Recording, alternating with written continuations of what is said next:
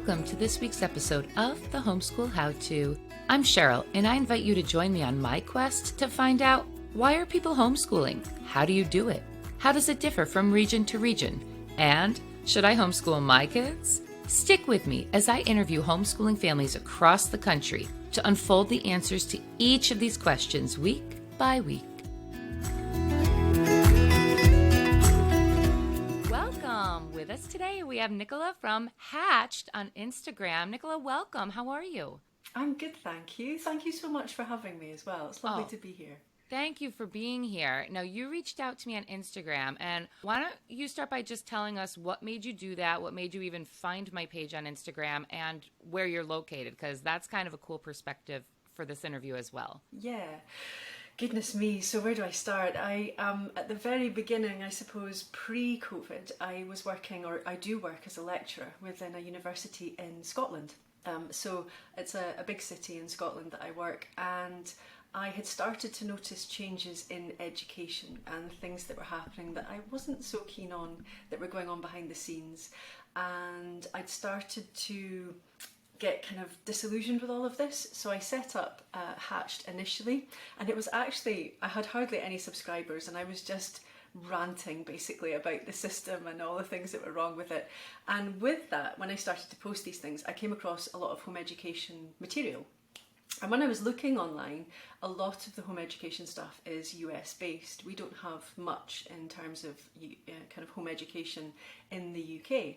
And I started to see there's a bit of a gap there, and there was things that we could fill with the UK and learn from some of the stuff that was going on in the US. So I started following lots of people, looking at various home education, and then I came across your podcast initially. I think it just appeared on Instagram, just a kind of who to follow sort of suggestion. And I saw it, and I just loved your manner. You were so relaxed and so kind of it's so nice the way you were speaking to people, and just it was a really calm, chilled podcast.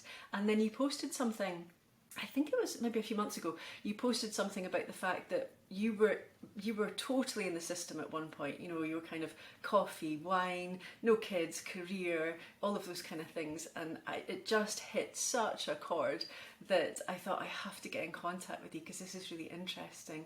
And also I'd seen your journey with home education as well. So yeah, it was just really interesting, and I just thought it really resonated with me. So I thought I have to get in contact. And that's what I did. I got in contact with you, and you responded, which was lovely. That's so nice. That gives me the chills, because even this morning I was like, why am I skirting my kids off to the in-laws so that I can come back, work on a podcast? They're kind of like, you keep your kids home to homeschool, and then you shuffle them off to us to go do something that doesn't even make any money, and I'm looking at my house that's just destroyed. It hasn't been vacuumed, clothes haven't been put away. And I'm like, I'm spending my time doing the podcast. I should be cleaning. And I'm like, what is this even for? I don't even make any money with this. But to hear that story, I feel like you were put in front of me today for that purpose, to say no, you are reaching people. Somebody does resonate with you, even if it's only one. And I felt the same way when I listened to other homeschool podcasts. Everybody sounded so prim and proper and perfect, and I was like, that's just not how most people live. I mean, most people have a house that hasn't been vacuumed and clothes that have not been put away, and where do we fall in this homeschool thing? Are we good enough? Can we measure up? Yeah. And I think that on top of that, the guests that you've had on are equally down to earth and really interesting, and a good mix. And so, yeah, I've really enjoyed it. I try not to miss any of them. I just love listening to it. I just think it's just such a nice, definitely, as I say, it resonates, but it's just a nice, relaxing podcast to listen to. And there's loads of things on there, just good advice. As you say, there's the kind of prim and proper, this is how you should homeschool, these kind of things should be the way that you educate kids. But yours was just full of excellent advice, and that's what I enjoyed, and that's why I got in contact with you. Oh, thank you so much for that. So what were some of the things that you were, now, you don't have kids currently, correct? No, that's right, yeah. But something in you, as you were lecturing, said, I'm seeing something that I don't want even the kids that I'm lecturing to get this sort of message. And if you could talk a little bit about what you were seeing, and especially being in Scotland, I mean, we kind of know what we're seeing here in the US, and I'm sure it varies a little bit from the East Coast to the West Coast to down south. But Mhm. what about in other countries? Is this message worldwide that the kids are getting? It's really interesting. I think it's slowly starting to wake up across, globally across various countries. But I think the US, as I said, way ahead of that with home education and has been for some time. But I was working in industry initially, so I worked as a graphic designer beforehand, and then I became a lecturer at an art school. And I was noticing that the students weren't equipped with any of the social skills or ability to just problem solve, and they were coming from quite good schools, I thought, in the UK. I thought our education system was excellent. I didn't really know much because I don't have kids. I didn't really know much about our primary and secondary education, but I was starting to see a dip in standards, and the students that were coming through, there was mental health issues, there was all kinds of things going on. And so I started to question what was happening, and why this was happening. And the more that I looked back the way into education, spoke to friends who have kids, I started to realise how bad the education system was. And I thought, is it just certain schools? Is it happening in Scotland? Is it happening in England? Is it happening in, Wales and Ireland and all around the UK? And beyond that, I started looking at the US, much more stats coming out of the US as well, I suppose. And yeah, it was happening across all of these different places, Canada. The more I explored, the more I was starting to see. And definitely through a Western lens, I noticed that we're indoctrinating our kids in schools very, very quickly with agendas and things that are being fed to us from government sort of strategies and things as well. And it's not helping them, it's not helping them at all. They're not being equipped with the right stuff to actually go out and fend for themselves in the world. And that's where I noticed that the problems were occurring. They were leaving university more kind of lacking in confidence and worried about everything than they were when they came in. And that's not right either, And I started to see lots of our kind of remits and things that we were pushing were all coming from a very particular ideology, and I just didn't sit right with me at all. And so I started to question it. But it was quite isolating at first, because in Scotland we didn't seem to have, we were very much quiet about it. Our education system is very different. We either have a private education or state education. There's no kind of micro schools or any kind of different education in Scotland. It's one or the other, basically. And that was one of the things that I noticed very, very quickly kind of happened. Just the sort of standards that we were getting. England even has more options with kind of micro schools and things like that, but we just didn't. And I started to realise that was possibly one of the reasons, was there was only state education, pretty much, unless you had a lot of money and you could send your kids to private education. So I started to investigate more, and the more I researched, the worse it got, basically. Wow. Yeah. And I feel like there's so many layers. So there's the layer of, is this the best way to learn? Every kid that's just born on in that year, between these dates, they're all going to be sitting in a class together. Meanwhile, you do have some kids that are more hyperactive, some that are probably picking it up and then getting bored, so they're not paying attention. And so you have that aspect, and the whole being like sitting all day long. I don't know if it's that way in Scotland, but kids are sitting for like 6 hours, with the exception of, okay, get up and stand in a line and we'll get you outside for 20 minutes to play. Maybe a gym class, but it's definitely not moving as you learn. They're not really integrating the two. And then from the agendas getting pushed, which I didn't realize that was going on in Scotland as well. I don't know much about it. Again, I have a public school education, so I don't know anything. I'm like the dumb American that doesn't know about how schooling works in other parts of the world. But I've looked into a little bit about, like the one book I read, it's There's No Such Thing as Bad Weather. She talks about growing up in Sweden and, around there, and how that was much more learning out in nature. They had actual like forestry schools, which I think are popping up a little bit more in the United States, but definitely not as prevalent as some of the other countries. But you guys don't seem to have that, right? If you have just public school or private? We have some of those schools, but they can only be attended, sort of weekends and things. You can if you've taken your kids out for home education, then you can use those schools if you want to. But the home education system here has a lot more kind of bureaucracy around it, I suppose. If you decide that you want to home educate your children, then there's a lot of paperwork and a lot of things you have to answer to. And I'm not sure how it is in the US, but I know that people come around to your house and check that it's viable for you to be able to do home education. And that's off-putting in itself for parents who are maybe alarmed by authority or haven't experienced authority very much, the wording and all of the bureaucracy is really kind of high language. It's quite off-putting for parents who just want to do this and decide it sounds like it's too much work, there's too much legality behind it, they're panicking about all of the things that might happen to them. There's a threat that, within the kind of the sort of language that's within the website, the government website, it does say that you could face prison or various things if your kids aren't in school. Now, when you investigate underneath this isn't true, but it's all of this kind of alarming language that I think really puts parents off in the UK in particular.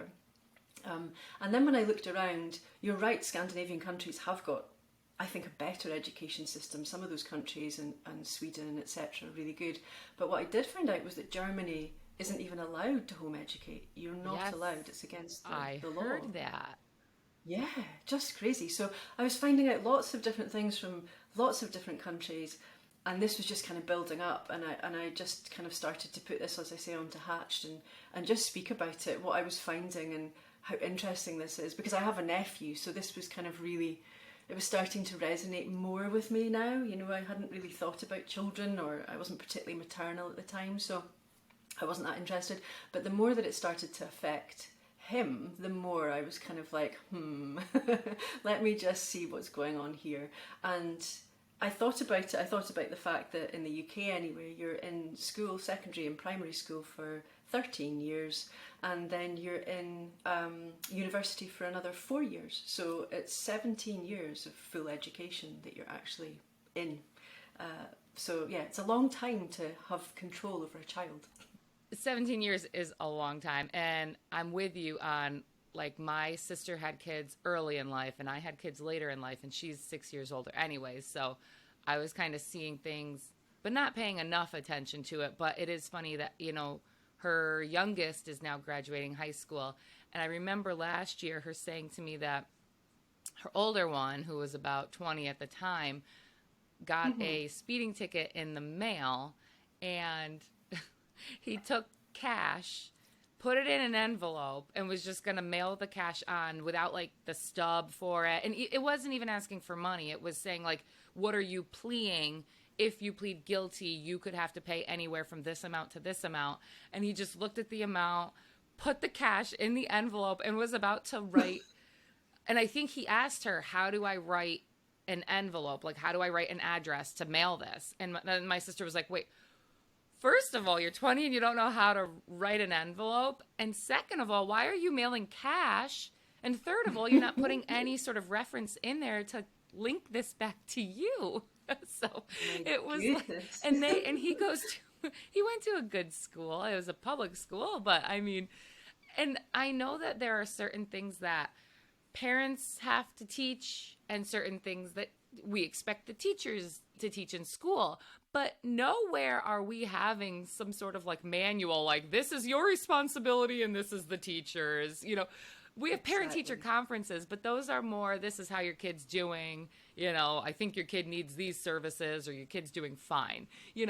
It's not, we're not having those conversations with our teachers. The classes are too big. The teachers are too overworked. And everybody's just expecting the other ones doing it so that everyone can throw their hands up at the end of the day and say, it wasn't my responsibility.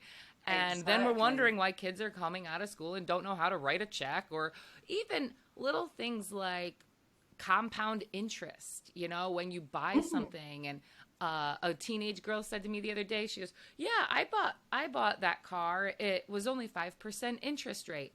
And I'm like, "Well, my husband kind of said it to me later. He's like, God, they don't even realize how much that actually is because of how it compounds over time and how you're paying probably like 3 times the price of the item, over the life of the loan. But 5% sounds so little. And it's, that does that fall on the teachers or does that fall on the parents? Or should there be a better job from the government to say, this is your responsibility, this is yours? I mean, I understand that, like, there are situations where, like, where the government we'd want them to be involved if a child was being beaten, neglected, malnourished. But what you were saying about them putting the language that they do and threatening jail time, that's not out of love of the child. No. If you really cared about, first of all, if the child's getting beaten and neglected, they'd be getting neglected nights and weekends as well, not just in school. No, if they're in school, maybe a teacher can see it, and as a mandated reporter like they are in the U.S., they have to tell Child Protective Services this child needs additional help. But I feel like there's a more sinister reason that they're putting language like, we can come to your house at any time, and making it sound so terrible. Like, there's so many layers, and I can understand, I've been there myself, how parents just are frightened and say, okay, I'll just let the government do it. Yeah, and they also have, as I said, they have 17 years in the UK of a child. That's a long time to have control. And I think I was speaking to someone this morning, and we were saying, why are they so insistent on these things? And when you start to look at it, it's just fantastic, isn't it? You get them at the prime when they're learning, and they're just at that malleable stage where you can kind of control them. And if you can do that, wow, you can get them under the spell of being reliant on the government. They come out of that at the other end, 21, 22, and they expect the government to do everything for them. They don't do anything. They're very passive learners. Nothing's really kind of, they're not proactive with what they're doing. That's a brilliant situation to have a society, isn't it? Completely listening to what they're being told and not questioning anything. That was the other shocking thing that I thought with the students coming out of university. No criticality whatsoever. No questioning of being told anything by authority, just obeying everything they were told. And that's that work, that 17 years just fits in perfectly, if that's what they're aiming to do. I think it is, because like you said, there's very few things in the world that every country would be in lockstep with. That every country would agree this is the best way to do it, right? And so for education of the, and in such a short time, because, like, were your grandparents in school for 17 years? No. No. Were your parents? They would have thought that was ridiculous. Right. No, my parents weren't either. Yeah, they weren't in for that length of time. In such a short time, and I think it has to do with the women's movement too. I don't know what that is like in Scotland, but in America, it, for my grandmother's age, it was the woman stays at home and cares for the family, and the father goes to work and makes the money. And then in the 60s, when we were like, hey, yeah, we want to burn our bras and go to work too. When you think about that, it's like, are you people crazy? What? Why do you want to go sit in a cubicle all day? Now, granted, there are jobs that, are fulfilling and worthwhile. I just didn't have one of them. But yeah, it's like, it's not that great to rush off and, go to work all day. Although I did get 3 breaks a day when I was at work, and I don't get that with my children at home. No, that's true. But how did that progression happen in Scotland? I think it was a very similar thing to what you were explaining there. In the West, we certainly take our cues from the US, and that can be unfortunate in some circumstances. We're certainly seeing that sweep of cancel culture and people being deplatformed at universities and things, where all of that is happening over here, and it has been for some time as well. So whatever happens in the US, we still kind of have that echo of it happening within the UK, the West in general. And so, yeah, we're probably very, very similar. There's a parallel there as well. So my grandparents, definitely, my grandmother would have, stayed at home. She was at home all the time and she looked after the kids. My mum would have been in that kind of 60s, 70s sort of revolution. I don't know if she was quite as rebellious. She certainly was more of a homemaker but she did go out to work, but maybe not as much. She was more of a homemaker, certainly, and looked after us.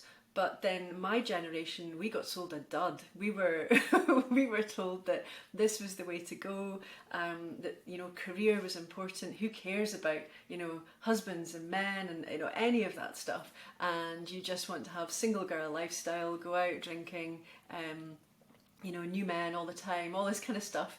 And it was just such a lie. The whole thing was just ridiculous and went against every instinct that most females have. When they admit it to themselves, most females have that instinct as well. Yeah, and because you don't wake up the next day from partying and thinking yes, this is where I wanted my life to go. Yeah.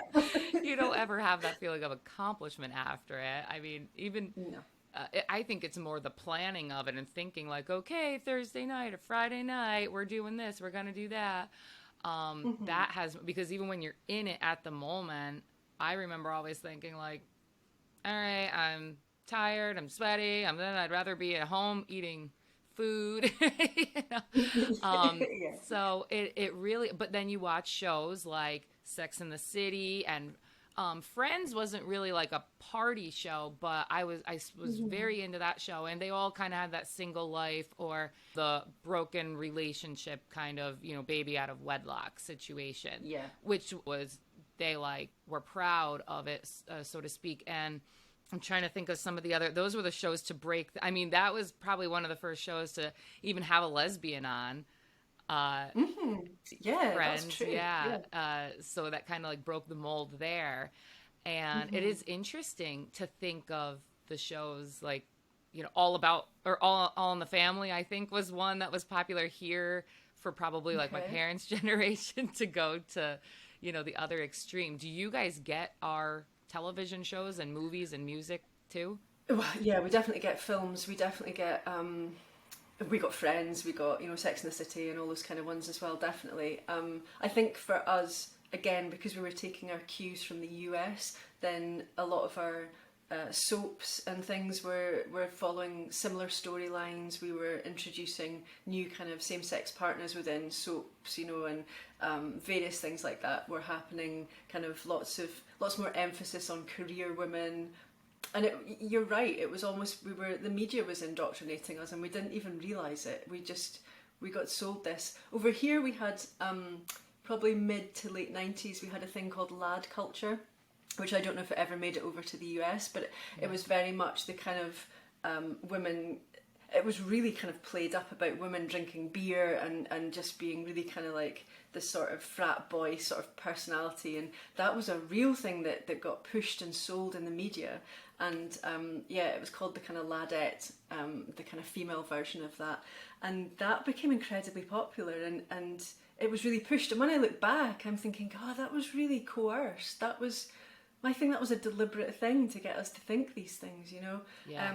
And that just makes me really sad that that's what happened, and we fell for it stupidly.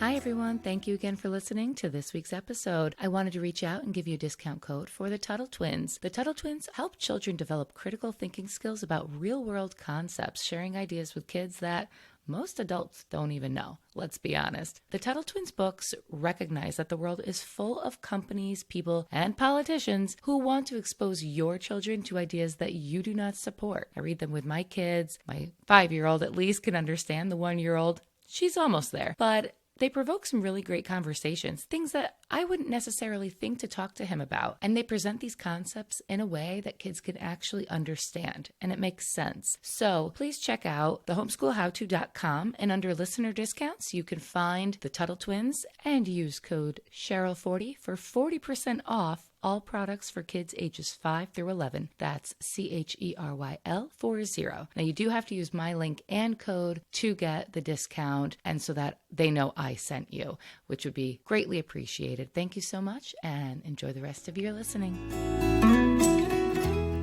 But yeah, I can see where the pattern started. I can see where in Scotland and in the UK, we had Tony Blair came in as the Prime Minister, and he pushed education, education, education. I know that you had the kind of No Child Left Behind, which meant no child got ahead. There was lots of these kind of things that happened, and it was definitely, you went to university, you didn't get a job straight after school, and so that kind of sells this staying younger for longer lifestyle, you know, the kind of infantilized lifestyle, and remaining a student and someone who doesn't have responsibility for even longer. You know, I think that was definitely sold to us at the time. That's so interesting, especially when you think of that one movie, I'm not going to remember the name of it now, but where he was a college kid, he just kept dropping out, and like for 10 years he was but very good looking, you know, studly guy, gets all the girls year after year. And then Obama, he raised the age of health insurance to you could be covered under your parents' health insurance to age 26 under the Obama. Where when I graduated college, my mother was like, you need a job, because if you're not in college, you're no longer qualified under my health insurance. So, you know, you're 22, get a job. And it was like, got to get the first one that offers you health insurance, and then you can go find the career of, you know, your dreams, I suppose. But it was that push where now you don't have to even be in college. You just have to be under 26 years old, and you're still covered under your parents' health insurance. And it to me at the time, I mean, I'm sure that helps a lot of people, but when you think about it in the way of making this infantile, you know, persona over kids, that definitely doesn't give them that push to get a job, to have health care. Now you can get into the whole other conspiracy of, is it health care or is it sick care? And, you know, so that, but I think you think of things like, if I were in a car accident or got cancer, or, you know, you know, I'd like to be covered and not have hundreds of thousands of dollars of bills. So that's very interesting. I understand that. I think that over here, obviously, we have the NHS, the failing NHS, but and so that becomes another thing where you rely on the government, because that's our system is being provided by the government. So, but really, we're actually paying for it. Is that socialized healthcare where you all pay the same amount and then get this? You go to a government-run health facility for care. Yeah, it's pretty much all we have. We have private hospitals as well. However, most of the hospitals are at NHS, and we pay for that via our income tax and taxes. So that kind of gets paid, comes straight out of your paycheck with the tax, and supposedly goes towards the NHS, but we're not really seeing much at the other end of that as to whether that's any good or not. But that's another thing, that young people are then very much indoctrinated into more of the government control, you know, so the government looks after your health, the government looks after your education, all these things the government is kind of controlling, and they're getting into it more and more. There's more areas that they're trying to get, you know, access to and into with young people. And they've also kind of provided, in Scotland anyway, we have free education, so you don't pay fees for your education in Scotland. However, you are paying via tax, and there's definitely a level of it. So you're always paying for it, but it's just very stealthy, the way that they do it. But at the point of actually getting the service, it doesn't appear like you're paying for it. So that's how we got more young people into university as well, just by this fallacy that they were getting free education. And then I suppose that keeps them in education for longer, but then there was more offers for, you know, free travel for under 25s, and, you know, so it's just constantly keeping you in the system, keeping you young, stopping you from growing up, taking responsibility and accountability, and learning any of the skills that are needed. And that's the thing, I see industry now saying that the students we're producing aren't coming out with any of the skills they need, and therefore they've changed the way they're hiring people. They're hiring people now on a skills-based hiring system rather than qualifications, because it's just not there. So yeah, it's a really interesting current situation that we're in with universities, I think. Yeah, and that's kind of a funny pun on words too, because if you have the skills, you would think that means you have the qualifications, but they're looking at it as your qualifications are your diplomas. And yeah, when I talked to the author of the Tuttle Twins, their Connor Boyack, he said that he doesn't even look at degrees when he hires for his company. And if he sees one, he's like, oh, they've been indoctrinated that much longer. That's really interesting. I listened to that one actually recently, and I loved that one because everything that he was saying was just echoing with exactly the experience that I'm having at university with the students at the moment as well. So yeah, I can understand why people just think you've had another 4 years of indoctrination. So do we really want this person, or do we want someone who is home educated and then went out into the world and made their way and can take responsibility for those things? So yeah, I think that's going to become quite a strong thing in the next few years. And with my husband being in the trades, like he says, they can't hire anyone. No place in America really has the ability to hire people right now. I don't know where all the workers went, but is it the same in Scotland? Yeah, I mean, we notice my partner is in the trades as well, and so it's very much trying to find skills there is really, really difficult because there's no one coming up through apprenticeships or, any of those kind of things. Everyone's gone to university. So you don't know who's coming up behind you to take on the mantle of whatever it is you're working in as well. Yeah, and when you go through university, an extra 4 years or more, they kind of put in your head too that you're above any sort of skilled labor work. You can't be an electrician. You should be sitting behind a computer in the corporate world. Well, what does that produce? What does anyone in the corporate world actually produce in society? You need the electrician, which is a lot of math and just knowing how things work, physics. It's a more skilled job. You should have to have more education or at least more hands-on learning. Yeah, exactly. To do that, it should be looked at higher when you're someone like an electrician than when you're someone sitting in a corporate office just pushing emails and sitting in meetings all day. Absolutely. And that's the other thing is that where I'm working, I thought, because I've been a creative person for quite some time, and I kind of do a lot of drawing and sketching and, kind of that sort of stuff alongside digital design. But what I learned was that the hands-on manual kind of work that's being done, whether that's creating something out of wood and you're a joiner, or whether you're a plumber or kind of electrician or whatever, or, something that at the end of it you can show you've produced something. Yeah. And this is the really interesting thing is if you do that with kids, they have this reward cycle in their brains, which when they're working with their hands, it's a direct link to their brain, which just lights up their brain with dopamine. It makes them really happy that they're producing and creating. And so when we bung them in front of screens, there's a complete disconnect. There's no kind of connection with themselves or the world around them, or, so I find that really interesting. I looked much more into creativity and kind of the area that I was teaching in to find out that we're kind of, I don't know what it's like in the US, but in terms of arts, we've removed that from the curriculum in state education. So there's not much of that. And again, I wonder if that's deliberate. Well, yes, but you just connected a lot of dots for me. Wow, that's so cool. So if you've heard my podcast, you've heard me talk about like, I can't be the homeschool mom. I'm not crafty, right? Like I just didn't grow up, and I grew up in public school, but we did do some arts and stuff, but that's beside the point. So I've talked before on here about how kids that have like anxiety issues and ADD and stuff like that, like could some of that be, once we take out the red dye and high fructose corn syrup from their diets and really push water and getting them a good night's sleep, if they are doing things like, when you're hauling manure and, cutting down the corn or whatever, I don't know, all the things that I don't know how to do, but I'd love to teach my kids you know, and you're doing heavy manual labor. And at the end of it, you see the fruits of your labor, because it's like, we get to eat this, you know, burger here because, and we raised that cow. She had a good life, and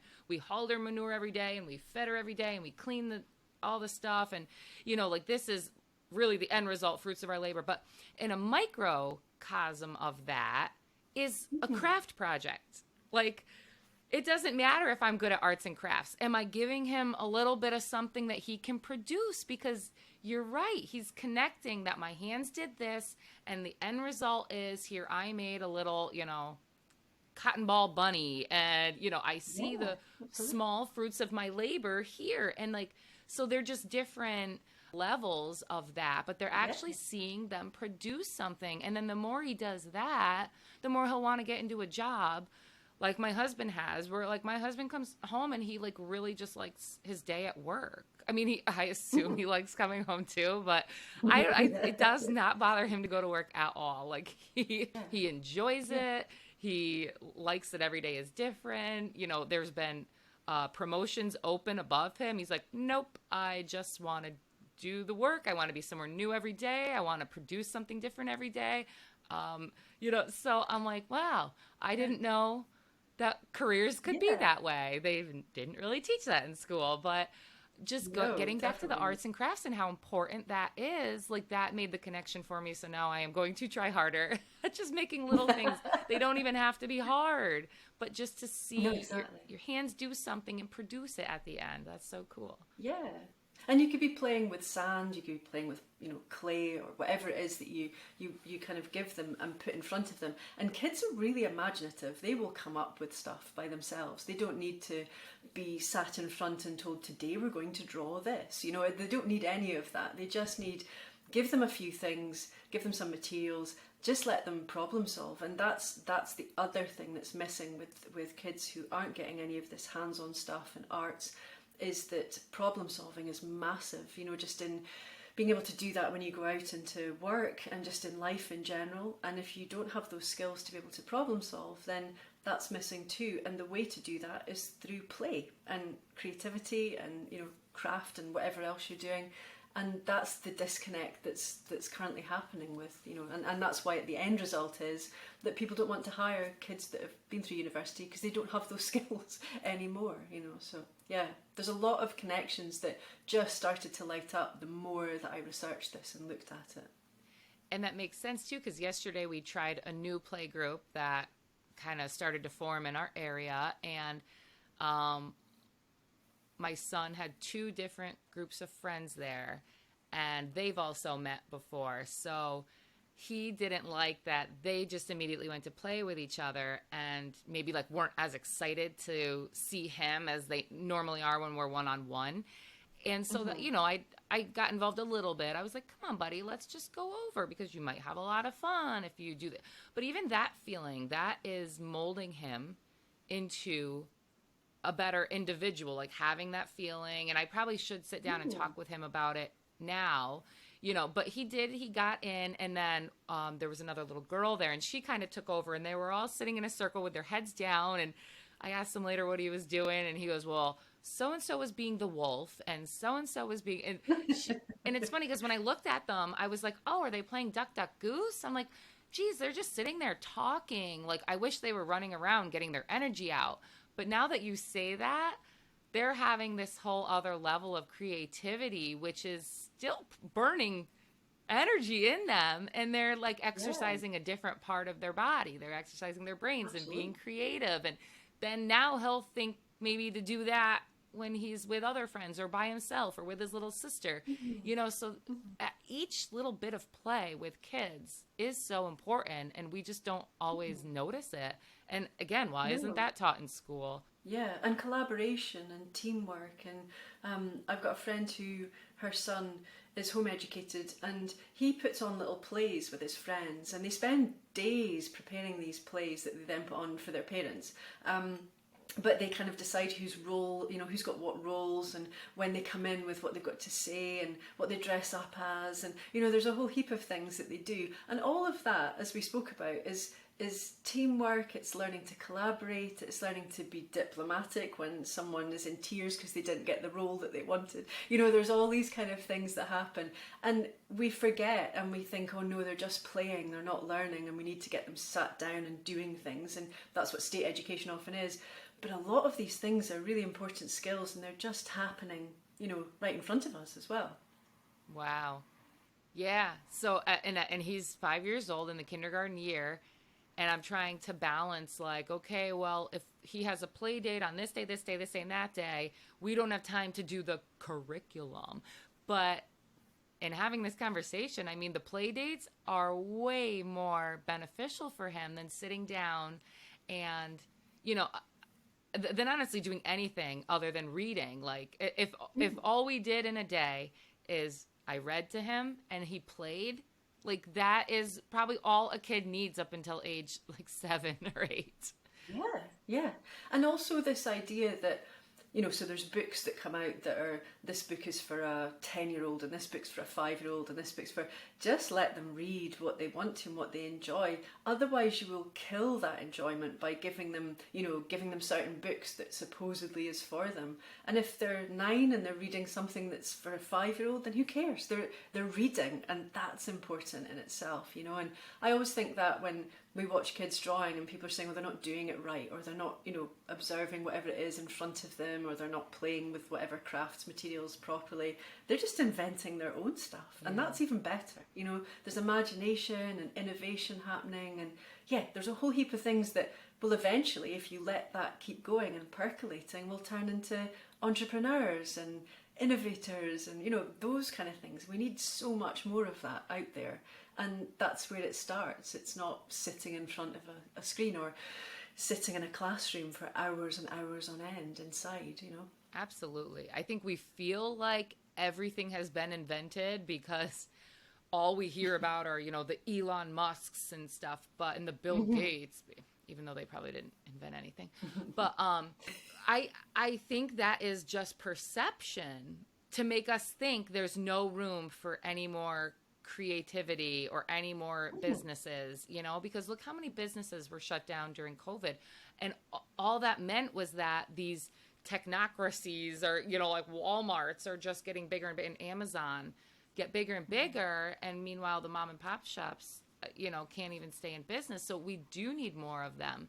And what was COVID like in Scotland? Like, I know here it was very much, don't kill your grandma, get all your shots and, whatever to not get banned on anything. But it was very much like if you weren't of the mainstream, you were shunned.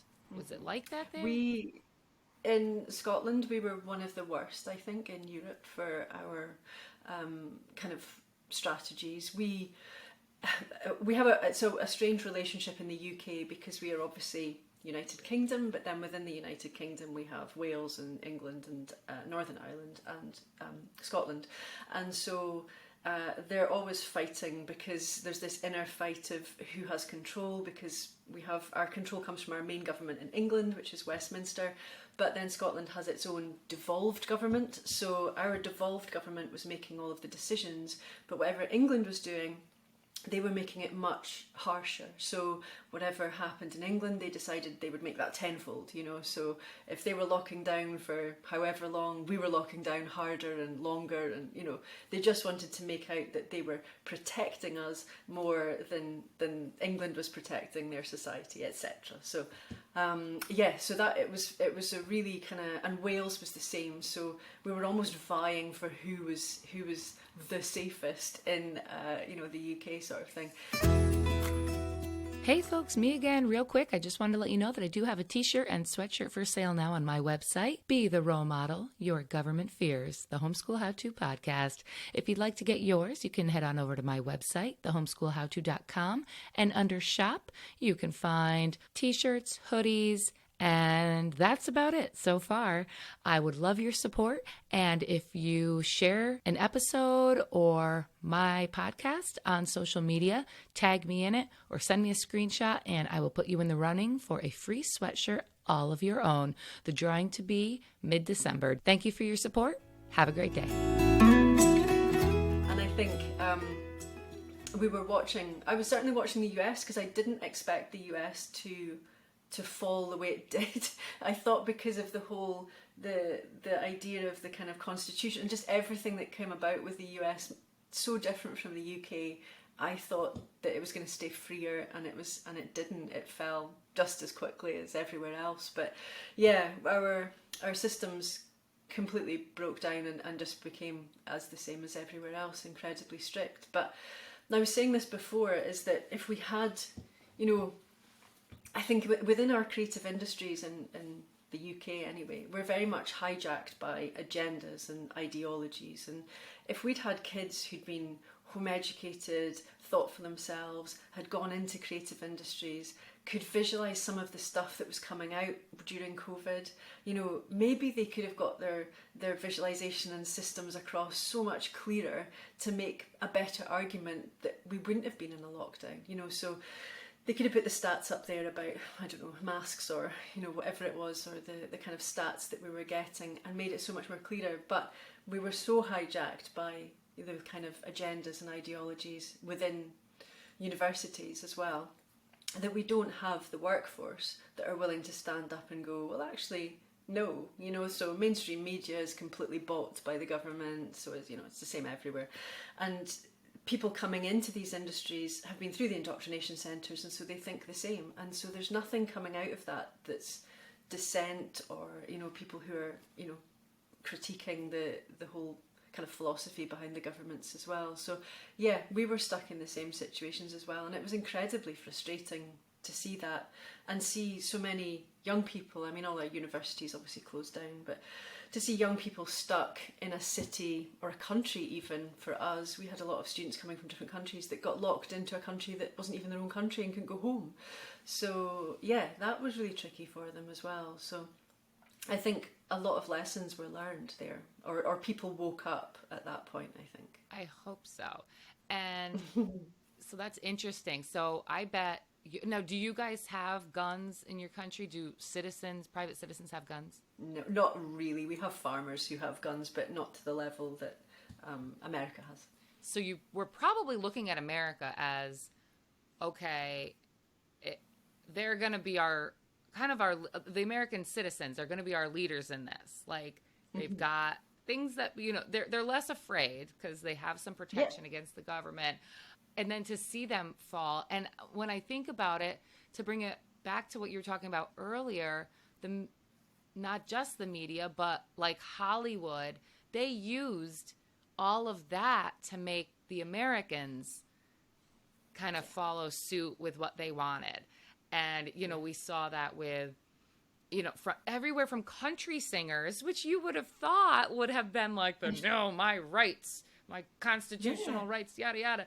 No, you had them, following suit, and the people like Howard Stern, who, is just such a loudmouth, doesn't care what anyone thinks. He's saying, oh, if you don't do this, you're a jerk. And so then you got to think, how long did they brainwash those people, or did they pay them to do that? Or were they planted there? Have they been an actor this whole time? We trusted them. We thought we knew them.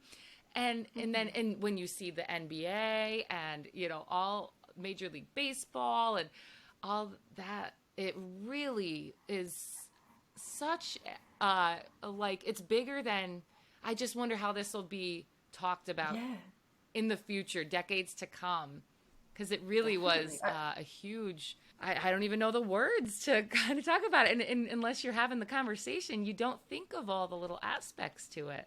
No, and the thing is, they speak about it's a phrase that comes from, I can't remember who came up with the phrase, but it's the long march through the institutions, which is this thing that they've been doing since sort of the 50s and 60s, which is putting people into academia and into the arts and into theatre, film, etc., just to make sure that as they go through that, they push the agendas. And it felt like at COVID, that was the peak. They'd got there, they'd done it, they'd got everyone into place, and they were ready to kind of, promote the message. And I can't think of anyone who kind of bucked the trend. There was a couple of people in the UK, quite well known in the UK, who did buck the trend, but they got pretty quickly silenced and then removed from platforms. Yeah. And for young people to learn that, that's quite scary for them because they're just finding their way and they're just discovering these things. So to learn, oh, okay, if you say something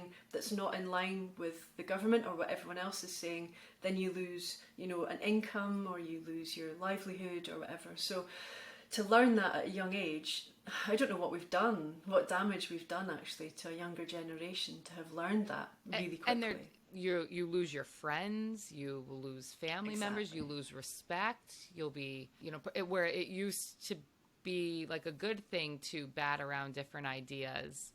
And yeah, Yeah. they are learning that at an early age. That's Yeah, even and that's the whole reason for university. It's supposed to be that you get challenged with your ideas and you arrive and there's people with different opinions from different countries, from different cultures and backgrounds, and you learn from all of this, and they've got different ways of thinking and it might not fit with you, it might be a different religion, whatever it is, and you learn to challenge that but in a way that doesn't cause fighting or cancellation or any of those things. It's just really a friendly kind of discussion. But they've learned to just cancel what they don't like.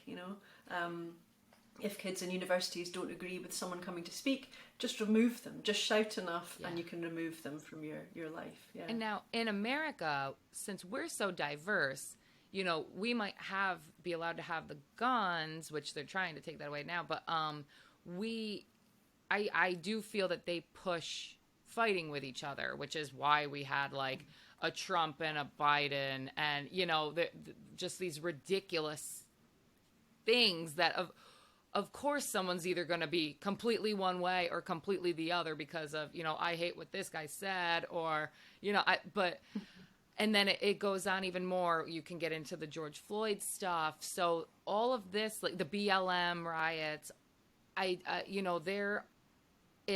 there are things that they put in front of us to make us fight because we are divided, or we are so diverse that I think it is easy to divide, and they use the diversity to their advantage to make people fight. But now in Scotland, how diverse are you guys, or is it just like you have to listen to us because you don't have guns and you have no other choice? Do they make the fighting go on there too? Oh, definitely, definitely. We've got look, a funny thing when you mentioned George Floyd there was that the whole BLM riots and things that happened in the US. Obviously, we saw that happening, and what was hilarious was our young people over here decided to have similar protests and things, just in terms of Black Lives Matter. But what was really hilarious was they were standing in front of our police who don't carry guns. Our police don't carry any guns over here. Oh They my were God. standing in front of yeah, and they were standing in front of the police chanting the same things that you guys were in the US, and they were saying don't shoot, and it was like, well, it's not going to happen because they don't have guns. So, Oh my yeah, God. so it was like this weird learned behavior. It wasn't, they didn't even know why they were doing it, they were just doing it and saying it, and it was like, we don't have guns, our police don't have guns, I have no idea why And you're do you chanting have that. much diversity there? Like, Yes, I mean, there is? yeah, yeah, Okay. yeah. We have, obviously from the UK, then we have our original kind of empire and Commonwealth. So the countries that come over, we've got a good range and mix of people over Okay. here, so coming from all over the place. And so, yeah, but they do try and divide and conquer. So we have a big Indian and Pakistani background within the UK. We have a lot of West Africans. We have a lot of West Indies over, just coming from the different countries that I suppose the empire were involved in the UK, and they do try and divide and conquer us a lot, which they never used to, but they're really making that obvious now, just with all kinds of agendas that you can see happening. And we don't maybe have the same level of the kind of Trump and Biden situations and kind of opposing factions that way, but we do have the left and right in terms of we have at the moment. I can never remember who our Prime Minister is because they keep changing so fast all the time. But at the moment we have actually Rishi Sunak, who is our Prime Minister just now, and he is of Indian background and heritage as well. So yeah, we have that. And in Scotland we have our First Minister, who is Muslim. So yeah, we have lots of different things happening, but it's almost like there's these deliberate things to divide us and see the differences rather than work together to overcome, you know, the kind of state authority. Yeah. It's keeping us occupied and ignoring the real things that are going on, I reckon. Yeah. What do you think are the bigger issues? I mean, when you look at like the US border right now being completely open and our president being our president in America having a relationship with like a communist country like China, what are the big worries in your mind for the world? I suppose for us over here, we have a lot of open borders immigration as well. So obviously we had Brexit, which happened, which meant we came out of the EU, and I suppose for some people they thought that meant that our borders would close more, but it certainly hasn't changed anything, and so we've still got open borders. We still have people coming in and seeking asylum from a variety of countries. But seeking asylum is different from illegal immigrants, and we have lots of those coming in. And this has become another divisive tactic in the UK, which is you're either for the illegal immigrants or you're not. And you're a bad person if you're not, and if you're for them, then obviously you're a good person. Right, and they don't seem to understand what happens on the back of that. You know, we're a small country. We don't have much. It doesn't take much to knock us and our economy if we take in a lot of people who aren't instantly kind of adding to our kind of economy either, you know, working and doing things as well. So it's really complex, and I think people need to think about it, but it certainly isn't shown that way, and it's certainly not taught that way in you know, universities and things. I would probably think most students have a very liberal left attitude to what's going on, I would say, as well, and that's rife in universities. That's right across the board, and I don't know what it's like. I see things coming through from the US in terms of universities, but over here I would say most universities are pretty liberal left, I would say. Yeah. And so therefore the agendas that go with that are very much taught in these institutions. Yeah, I would think even a step further is that, you know, if we're not already, you know, they would want like the sort of socialism, communism to be worldwide. I mean, when you look at what's going on with the World Economic Forum and the WHO, different things that they're trying to pass, it is scary. I mean, it's lovely if everyone in the world can get along, but if it's everyone getting along at the expense of its citizens and their freedom, that doesn't work for when you're the citizen, right?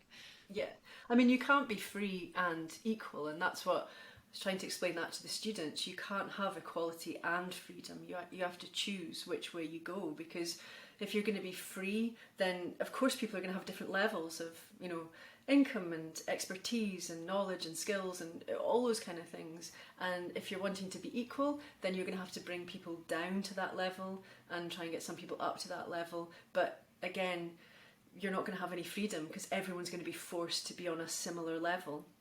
And often what happens in socialism and communism is it always goes down. So standards are always pulled down rather than raising everyone up, you know. So and that's what happens in education. We're dumbing everything down rather than, you know, raising up the levels, I would say. Yeah, they're not raising many people up, and you know, a lot of times, like, do you have a welfare program like we have in our country?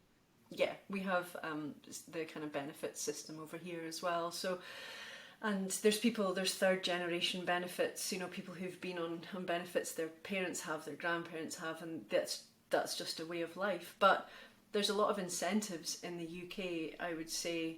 There's a very squeezed, I assume it's the same in the US, but a very squeezed middle, which is the people who are paying the taxes and earning and working and trying to get by, and their taxes are paying for the top end and the bottom end, you know, kind of for tax breaks for, you know, the 1% or whatever you want to look at it, and then the people at the bottom end who are on the state benefits and, you know, kind of taking advantage of all of that as well. So I think that's another thing that's a worry, and just in the West in general, is where we're heading with that, because, you know, does it incentivize students leaving to go and work? I don't know. You know, it's Right. do they then go on to just think, okay, I'll be a perpetual student and do a master's and then go into academia and I'll just be a, you know, a tutor or a lecturer, and not actually go out into the workforce. So yeah, right. There's lots of questions raised with that. So as we roll up on the hour, I want to make sure you get in everything that you wanted to talk about, and also kind of ask you, how are you allowed to lecture to the students the way you want to, or is that even being censored? And what do you tell them, or would you tell them if you were allowed to? In addition to the equality and freedom, I think that's a beautiful analogy right there, or way to put it.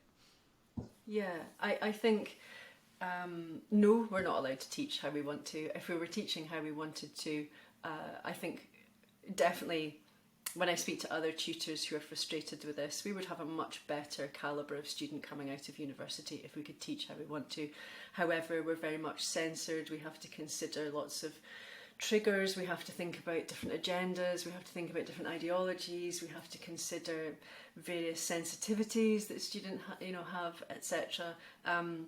So yeah, you're constantly feeling repressed from actually teaching, because you're always aware that you could overstep the mark at any point, and that can be dangerous in terms of for your job, for just welfare in the building. You know, there's all kinds of things that can cause those issues. So no, we're not getting to teach as we want to. And I think there's so much that you could teach, but the one thing that is really important, I think, to get across to the students is the government doesn't have their back. They're not there to help. They're there to be very divisive. They've got an agenda which isn't to help anybody at all. It's just to make sure that they make money, and, you know, the people who are working in the government make money. And I wish the students could see that, because if they could see through that, I'd like to think they would then waken up to some of the other tactics that have been used on them, you know. And that's the kind of area that's the critical thinking, and that's often what I teach, is critical thinking, but I have to do it so subtly. And we often speak about playing devil's advocate, so we can imagine being in another situation and we try to do it that way so that they can think about it from another perspective, because they can never really see things from other perspectives either, you know. So for them, if I mention the US, then you're either far right and guns and Trump, or you're Biden and that's the opinion that is just ingrained because of this divisiveness. And they have definite kind of ideologies about things. Well, you have your work cut out for you with that. I love what you're doing. Where can people find you, especially if they want, you know, to kind of follow you on this journey and teach their kids, you know, about kind of the way you're trying to send this message across to the kids? Yeah. I'm on hatched.substack.com, which is where I kind of keep my main platform. I've actually just created a toolkit, which is a problem-solving toolkit, and it's a creative toolkit as well. So it's for parents of any age of children, up to kind of, you know, about to go to university age, to dip into and pick up ideas, what they can do with their kids, what they can kind of teach at different varying levels, how they can problem solve, fun activities, it's all those kind of things. So I've just kind of created that on Substack in the last few months. And then I've also been working with a person over here in the UK who's got a fantastic platform called Sarah Plumley, and she's on sarahplumley.com. And I've created a little kind of platform on there, which is Creative Confidence, which is worth checking out. Just Sarah has an extensive amount of maths modules and courses and teaching core subjects, and she's doing it in a really good, logical way, and so she's doing some fantastic stuff. So yeah, I've been building this on Substack for quite some time. I do think parents struggle with creative stuff and crafting and kind of what can they do. So I've got this little space where I've built these toolkits to get families able to do some problem solving and creativity, and getting kids critically thinking and getting their kind of growth mindset rather than a fixed mindset building as well. I love that. And I'm going to put links to both of those in the description for the show. So anyone listening can just go right on there and click on that. Okay, so I have one question for you. I'm somehow got picked to be the gym teacher at this new co-op that we signed up for. And it's brand new. So there's like 2 kids in the age 6th grade through 12th grade. What is something I could do for an hour? I have 2 children that I'm supposed to do gym with for an hour. And I brought like weights last week and they were just kind of like, no. And so we did the soccer ball. But what could I do that's like a cool problem solving thing outside? So what age group is that then that you've got Well, I have all 3. So I have kindergarten through 2nd grade. There's 4 kids, and that's a little easier, but I'll take any suggestions too.